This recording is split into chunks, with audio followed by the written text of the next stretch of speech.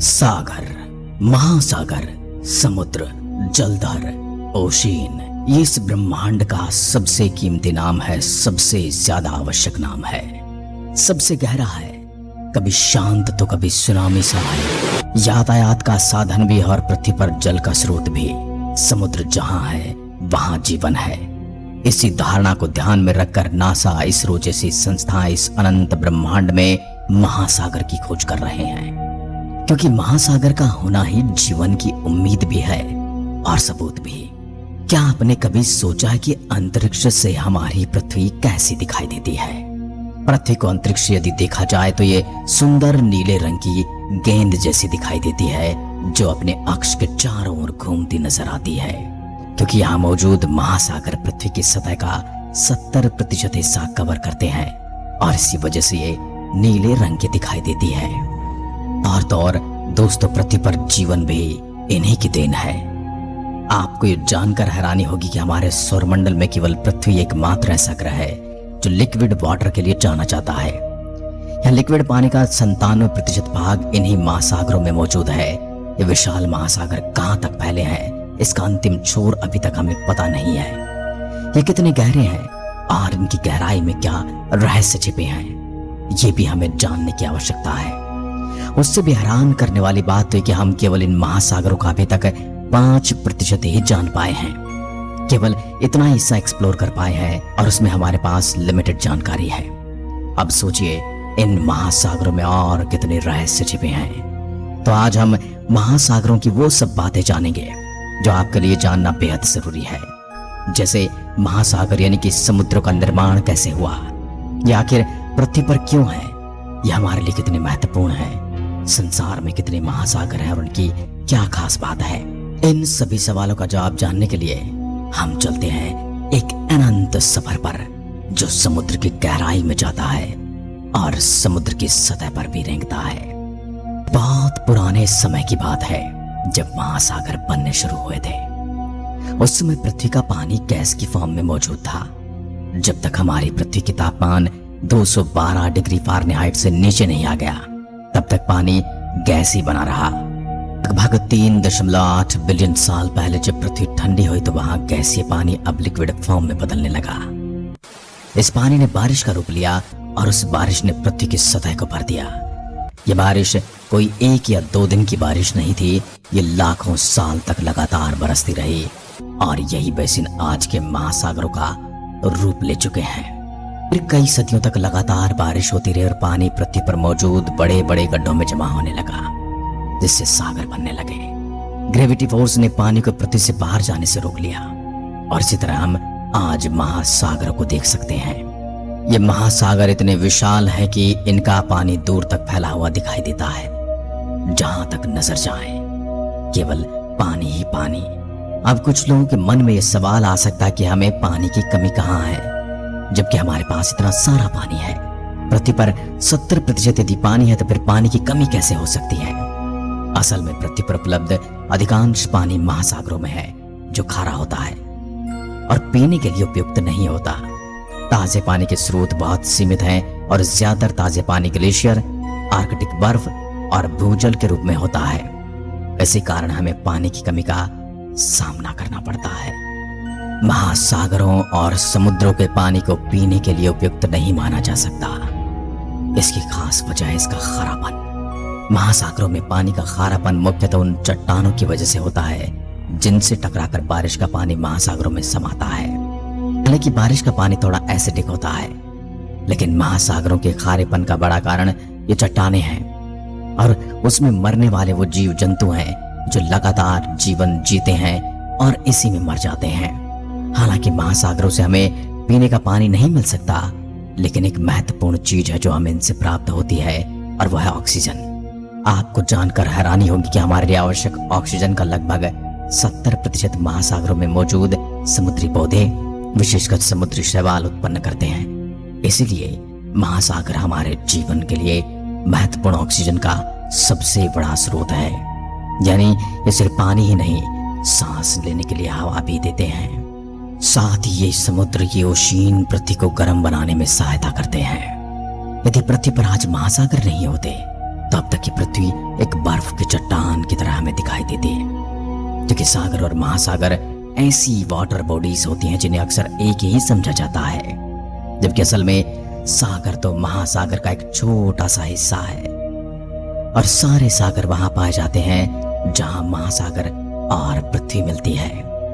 इस तरह सागर महासागर के किनारे पर पाए जाते हैं और कुछ हद तक जमीन से घिरे होते हैं। 7 सीज की जिस प्रेस का इस्तेमाल एशियंट टाइम में महासागरों के लिए किया जाता था, उसके अनुसार पृथ्वी पर मौजूद 7 महासागर आर्कटिक, उत्तरी अटलांटिक, दक्षिण अटलांटिक, उत्तरी प्रशांत महासागर, दक्षिण प्रशांत महासागर, हिंद महासागर और अटलांटिक महासागर रहे हैं। लेकिन हमारे इन महासागरों को ज्योग्राफिकली केवल 5 माना गया है और वर्तमान समय में पृथ्वी पर मौजूद महासागरों की संख्या 5 ही कही जाती है।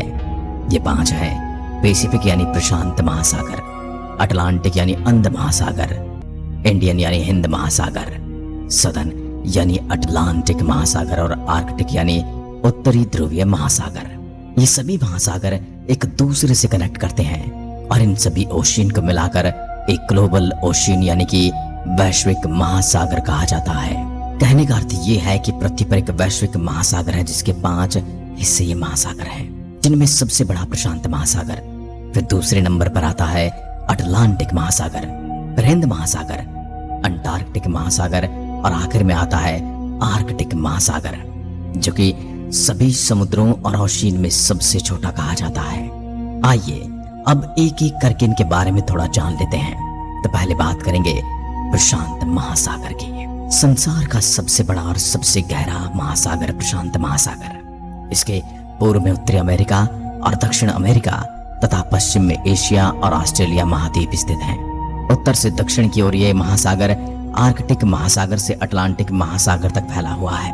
भूमध्य रेखा इस महासागर को उत्तरी और दक्षिणी प्रशांत महासागर में विभाजित करती है।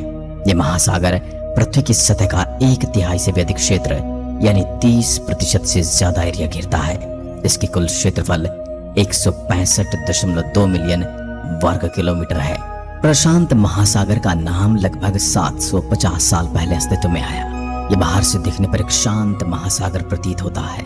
इसकी औसत गहराई 3800 मीटर यानी 12,467 फीट है। इस महासागर में इतनी अनगिनत चीजें छिपी हुई हैं कि जानकर आश्चर्य हो सकता है। जितनी चीजें तो समुद्र मंथन के समय भी नहीं निकली होंगी। इसके किनारे पर भूकंप और ज्वालामुखी का क्षेत्र मौजूद है। साथ ही यहाँ 25,000 द्वीप भी स्थित हैं। इसलिए इसे सबसे अधिक द्वीप वाला महासागर भी कहा जाता है। इस महासागर में कई द्वीप समूह हैं, जिनमें फिजी द्वीप समूह और हवाई द्वीप समूह शामिल हैं। दुनिया की सबसे बड़ी कोरल रीफ ऑस्ट्रेलिया में है, जो प्रशांत महासागर में स्थित है और यह 2000 किलोमीटर से भी अधिक लंबी है। कोरल रीफ कई समुद्री जीवों का घर है और यह केवल उष्ण कटिबंधीय पानी में ही विकसित होती है। लेकिन जलवायु परिवर्तन के कारण पिछले 30 सालों में दुनिया की 50% कोरल रीफ लिप्त हो चुकी है। इससे समुद्री जीवन पर खतरा मंडराने लगा है। इस महासागर का पानी भूमध्य रेखा के पास गर्म रहता है, जबकि ध्रुवों के नजदीक जाते जाते यह पानी जमने के बिंदु तक पहुंच जाता है और यहाँ पर बहुत ठंडा पानी है। गर्म पानी में भरपूर समुद्री जीवन मौजूद है। इस ओशियन में न जाने कितने समुद्री जीव रहते हैं जो जीरो लाइट, क्रशिंग प्रेशर और ऐसी कठिन परिस्थितियों में रहते हैं, जो समुद्र की गहराई में जहां प्रकाश की बूंद तक नहीं पहुंचती वहां अपना जीवन जीते हैं, जिसमें इंसान तो सरवाइव करने की सोच भी नहीं सकता। इंसान तो क्या, बड़ी से बड़ी पनडुब्बी भी यहाँ पर सरवाइव नहीं कर सकते। इन समुद्री जीवों में penguin, hammerhead shark, Pacific white sided dolphin, octopus, sea turtle, elephant seal, killer whale और डुगोंग शामिल हैं। इसके अलावा यहाँ बायोलुमिनिसेंट जीव जैसे कि एंगलर फिश, वैम्पायर स्क्विड और ग्लोफिश भी पाए जाते हैं। अब बात करते हैं अटलांटिक महासागर की। यह ओशियन दुनिया का दूसरा सबसे बड़ा ओशियन है और पृथ्वी की 25% सतह पर फैला हुआ है। यह ओशियन जुरासिक पीरियड के दौरान बना था और इसका नाम ग्रीक देवता एटलस के नाम पर पड़ा। इसे लोगों में डर पैदा करने वाला कहा जाता है, क्योंकि पहले यहाँ कई दुर्घटनाएं हुई थी, जिससे इसे अंध महासागर भी कहा जाने लगा। यह ओशियन 106.5 मिलियन वर्ग किलोमीटर क्षेत्र में फैला हुआ है। भूमध्य रेखा इसे उत्तर अटलांटिक और दक्षिण अटलांटिक महासागर में बांटती है। इसमें 5 प्रमुख महाद्वीप शामिल हैं: एशिया, यूरोप, अफ्रीका, उत्तरी अमेरिका और दक्षिण अमेरिका। इसके साथ ही 133 देश और क्षेत्रों की सीमाएं इस महासागर से लगती हैं। यह ओशियन वेस्ट में नॉर्थ और साउथ में अमेरिका के बीच में मौजूद है और ईस्ट में यूरोप और अफ्रीका के बीच में है। अटलांटिक ओशियन पहला ऐसा ओशियन है जिसे एयरप्लेन और शिप से क्रॉस किया जा चुका है। इसकी एवरेज डेप्थ 3,339 मीटर है और इसका ग्रेटेस्ट डेप्थ मिल्वॉकी द्वीप है और यह 8,605 मीटर की गहराई पर मौजूद है। इस ओशियन में एक अंडर वाटर माउंटेन रेंज भी मौजूद है जिसे मिड अटलांटिक रिज भी कहा जाता है। दुनिया की दूसरी सबसे बड़ी बैरियर रीफ मेजो अमेरिकन रीफ भी इसी महासागर में मौजूद है। अटलांटिक महासागर में भी काफी सारे आइलैंड मौजूद हैं, जिसमें कुछ फेमस नामों में बहामास, कैनरी आइलैंड, अजोरेस और ग्रीनलैंड। ग्रीनलैंड इस पूरी पृथ्वी का सबसे बड़ा आइलैंड है। इस महासागर का पानी भूमध्य रेखा के पास जाते जाते 28 डिग्री सेल्सियस तक गर्म हो जाता है, जबकि पोलर क्षेत्र में इसका तापमान -2 डिग्री सेल्सियस तक पहुंच जाता है। इस महासागर में डॉल्फिन से लेकर सी टर्टल तक बहुत सारे समुद्री जीव पाए जाते हैं, जैसे humpback whale, sea lion, starfish, catfish, Atlantic ghost crab, penguin, grey Atlantic seal, great white shark, manta ray, narwhal, blue whale, sea horse और कई शार्क की प्रजातियां। इस महासागर की चौड़ाई सबसे अधिक ब्राजील और सिएरा लियोन के बीच है, जो 2848 किलोमीटर है। इसमें अमेजन, मिसिसिपी, कांगो और नाइल जैसी बड़ी नदियां बहती हैं, इसलिए इसे थर्स्टी ओशियन भी कहा जाता है। साउथ अफ्रीका के तट पर अटलांटिक महासागर में समुद्र की सतह में हीरे पाए जाते हैं, जिसे बरमुडा ट्रायंगल में कई हवाई जहाज और जहाज मिस्टीरियसली गायब हो गए, वो भी इसी ओशियन में जगह है। साल 1912 में टाइटैनिक जहाज भी इसी समुद्र में समाया था। दुनिया में सबसे समृद्ध ओशियन अटलांटिक ही माना जाता है। इस ओशियन में नेचुरल गैस और तेल के भंडार का अकूत भंडार मौजूद है। हिंद महासागर, इस महासागर का नाम इंडिया के नाम पर इंडियन ओशियन रखा गया, जिसे पहले ईस्टर्न ओशियन या ईस्टर्न स्टार कहा जाता था। प्राचीन संस्कृत साहित्य में इस ओशियन को रत्नाकर कहा गया है, और ऐसा इसलिए कहा गया क्योंकि इस सागर में मौजूद हैं रेयर मिनरल्स मोसिनाइट, एल्मेनाइट और क्रोमाइट। यह महासागर 180 मिलियन साल पहले बनना शुरू हुआ था और 1500 के दशक में महासागर एक्सप्लोर हुआ। तब नाविक अफ्रीका और आसपास के रूट तलाश कर रहे थे। यह ओशियन अर्थ सरफेस पर मौजूद वाटर का 20% है और 70.56 मिलियन वर्ग किलोमीटर एरिया तक फैला हुआ है। यह ओशियन अफ्रीका और ऑस्ट्रेलिया के बीच में मौजूद है। जियोलॉजिकली इसे यंगेस्ट ओशियन भी कहा जाता है। इसका साइज यूएस के साइज के लगभग 5.5 गुना के बराबर है। यह ओशियन 18 एशियन देशों, 16 अफ्रीकन देशों और 57 आयरलैंड ग्रुप को कनेक्ट करता है। इस ओशियन के उत्तर में ईरान, पाकिस्तान, भारत और बांग्लादेश है। इसके पूर्व में मलय प्रायद्वीप, इंडोनेशिया का सुंडा आइलैंड्स और ऑस्ट्रेलिया है। दक्षिण में अंटार्कटिका है और पश्चिम में अफ्रीका और अरब प्रायद्वीप हैं। इस समुद्र की चौड़ाई सबसे ज्यादा वेस्टर्न ऑस्ट्रेलिया और अफ्रीका के पूर्वी तट के बीच में है, जो कि 1000 किलोमीटर है। हिंद महासागर में प्रमुख महासागरों के कुछ सीमांत सागर हैं। उत्तर में इंग्लैंड वेस्ट सी और फारस की खाड़ी है। नॉर्थ वेस्ट में अरब सागर, नॉर्थ ईस्ट में अंडमान सागर है। अदन और ओमान की बड़ी खाड़ी इस महासागर के नॉर्थ वेस्ट में है, तो बंगाल की खाड़ी नॉर्थ ईस्ट में मौजूद है। इस समुद्र के कई सारे अंडर वाटर वॉल्केनोज हैं, हालांकि अब एक्टिव नहीं हैं। भूमध्य रेखा के पास तटीय क्षेत्रों में इस समुद्र का तापमान 28 डिग्री सेल्सियस या उससे कहीं ज्यादा पहुंच जाता है। इसलिए बाकी महासागरों की तुलना में यह महासागर समुद्री जीवन के अनुकूल नहीं है, और इतना ज्यादा तापमान होने की वजह से ही यह समुद्र संसार का सबसे गर्म महासागर भी है। इसमें टर्टल, सील और सी काऊ जैसी खतरनाक स्पीसीज पाई जाती हैं। इस ओशियन में ऑक्सीजन की मात्रा सबसे कम पाई जाती है, और यह भी एक कारण है कि इस महासागर में जीवन बहुत कम पाया जाता है। हिंद महासागर की औसत गहराई 12,990 फीट है और इसका सबसे गहरा पौंत जावा ट्रेंच है जो कि 7,500 मीटर गहरा है। सिंधु नदी, गोदावरी, ब्रह्मपुत्र जैसी बड़ी नदियां इस महासागर में समा जाती हैं। इस महासागर के किनारे पर मौजूद कुछ तटीय शहर हैं जिसमें मुंबई, कोलंबो, सिंगापुर, डरबन, साथ ही मुंबई, चेन्नई, कोलकाता, कोलंबो, डरबन, जकार्ता और मेलबर्न जैसे ओशियन के प्रमुख बंदरगाहें हैं। उत्तरी हिंद महासागर ऑयल ट्रांसपोर्ट का सबसे महत्वपूर्ण रूट है क्योंकि ये एशिया को मिडिल ईस्ट की ऑयल रिच कंट्री से जोड़ता है। दुनिया की ऑयल सप्लाई का 40% इसी समुद्र की गहराई से मिलता है और तेल में दुनिया के समुद्री व्यापार का 80% से भी ज्यादा व्यापार इसी समुद्र के जरिए होता है। अन्य 4 महासागरों की तुलना में ये ओशियन जमीन से घिरा हुआ है क्योंकि इसके नॉर्थ में एशिया। हैरान करने वाली बात तो यह है कि हिंद महासागर हर साल 20 सेंटीमीटर तक चौड़ा होता जा रहा है, जिसकी वजह है नॉर्थ पोल और साउथ पोल की बर्फ का पिघलना जो हमारे लिए एक खतरे का संकेत है। अंटार्कटिक ओशियन, यह ओशियन पृथ्वी के दक्षिण में मौजूद है, इसलिए इसे दक्षिणी महासागर, दक्षिण ध्रुवीय महासागर जैसे नामों से जाना जाता है। इस ओशियन को पहले महासागरों की गिनती से निकाल दिया गया था, लेकिन अब फिर से इसे लिस्ट में शामिल कर लिया गया है।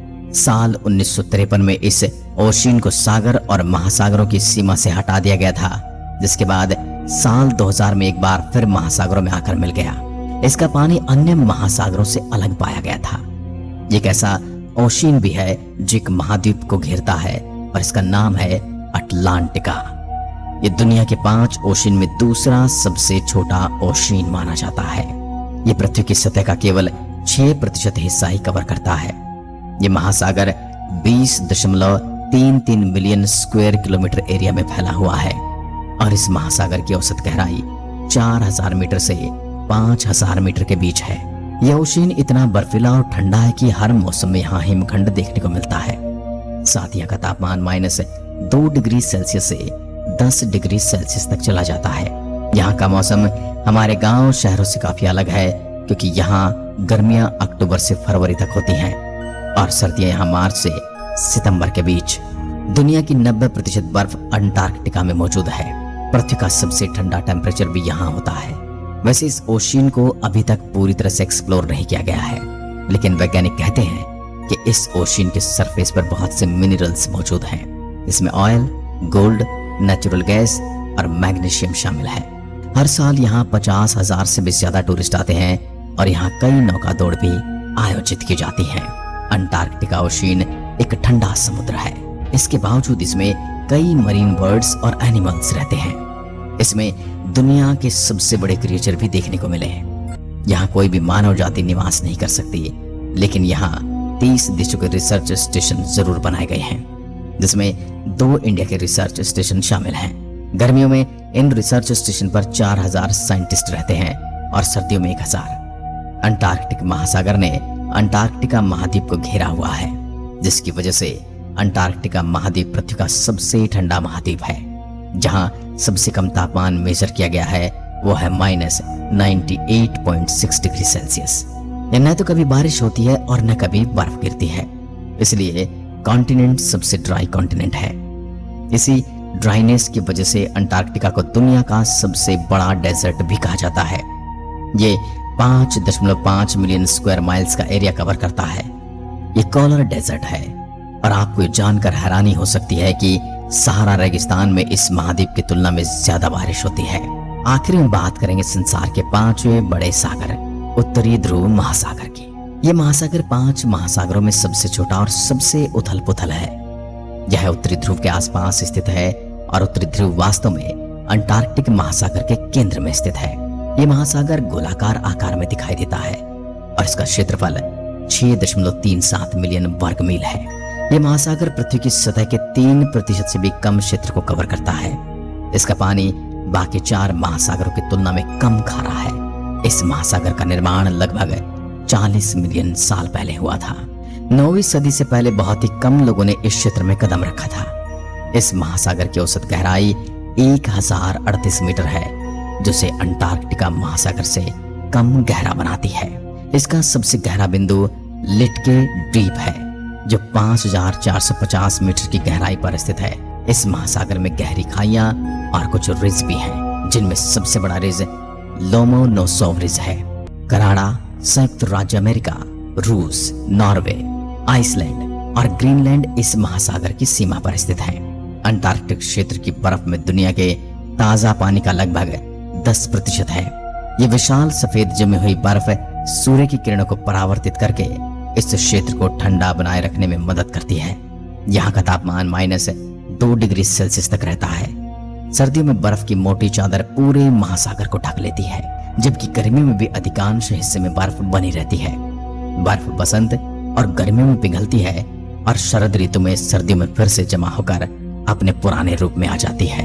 यहाँ सितंबर से मई तक सर्दियां रहती हैं। जब आर्कटिक महासागर की बर्फ पिघलती है तो यह पोषक तत्व और जीवों को पानी में छोड़ देती है, जो शैवाल के विकास को बढ़ावा देते हैं। इस महासागर में कई महत्वपूर्ण पोर्ट हैं, जैसे रूस में मुरमास्क, नॉर्वे में किर्कनस, ग्रीनलैंड में नू और कनाडा में चर्चिल।